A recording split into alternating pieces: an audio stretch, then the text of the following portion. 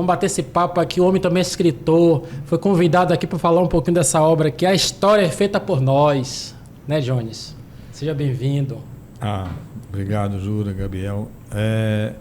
Bom, a história desse livro é porque eu percebi que quando a gente conta as histórias do país, a gente também conta aquilo que a gente fez. Quando se fala, por exemplo, que houve resistência à ditadura, eu percebi que essa resistência foi feita por nós, por mim, por diversas pessoas.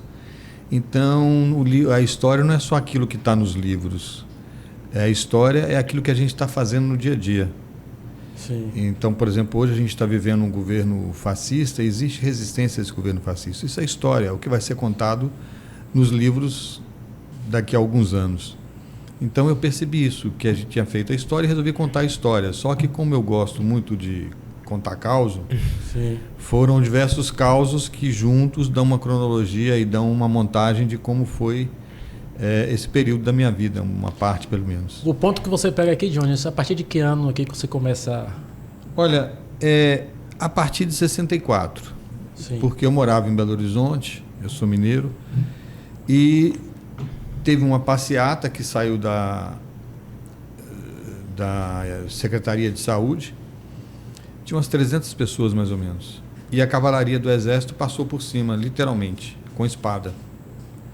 Né? E os cavalos pisotearam aquelas pessoas, muita gente morreu. E eu e minhas irmãs assistimos a tudo isso da janela da casa de onde a gente morava.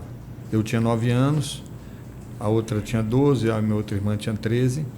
E a partir daquele momento a gente achou aquilo uma covardia. E quando saiu nos jornais o povo venceu, a gente disse, pronto, os soldados perderam. Sim. E na verdade, não.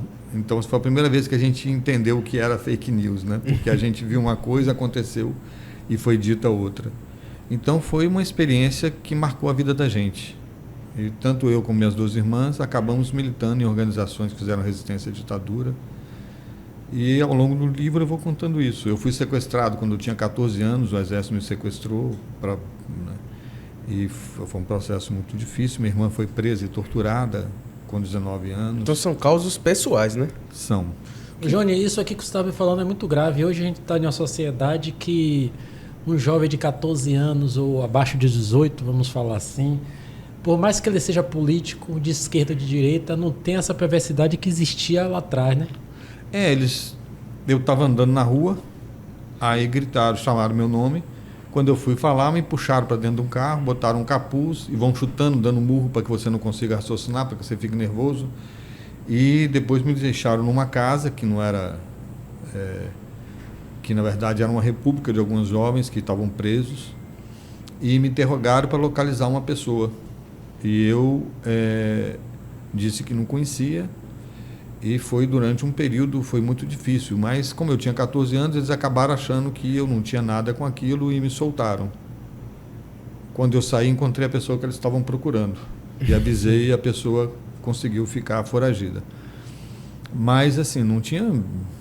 Porque as pessoas acham que a ditadura é simplesmente um regime mais autoritário. Não é só autoritário, ele é um governo genocida. Ele não respeita nenhum direito, não respeita direito de criança, de idosos, de nada. As mulheres, quando eram presas, eram, via de regras, violentadas por aqueles torturadores. E há quem pense que, na verdade, não foi um golpe militar, foi uma revolução, né? Na verdade é o seguinte, foi um golpe porque tinha um governo estabelecido e se derrubou um governo para colocar um governo que não era eleito. Não foi uma revolução porque não houve alternância de poder. Pelo contrário, aqueles que dominavam economicamente o país deram o golpe para que não perdessem parte do poder que tinham.